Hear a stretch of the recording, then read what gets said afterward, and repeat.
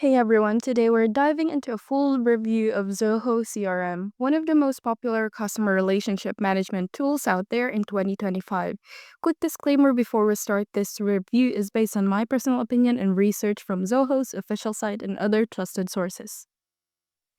Zoho CRM is designed to help businesses manage their sales, marketing, and customer support all in one place. It's known for being feature rich but still affordable, making it a popular choice for small to medium businesses and even larger enterprises.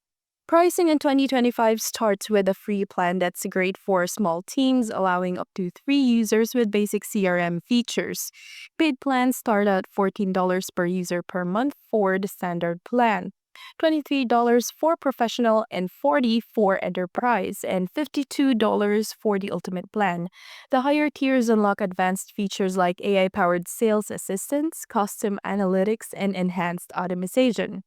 Speaking of features, Zoho CRM offers contact and lead management with customizable pipelines, sales optimization, and workflow rules to save you time, AI assistant called Zia, which predicts deal closures and suggests actions, email marketing integration, and social media monitoring, expensive third-party app integrations, plus a mobile app for managing CRM on the go, advanced analytics, and customizable reports, especially in higher tier plans.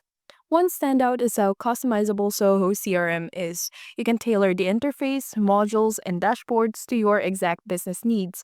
Plus, their AI tools are genuinely helpful in prioritizing leads and forecasting sales.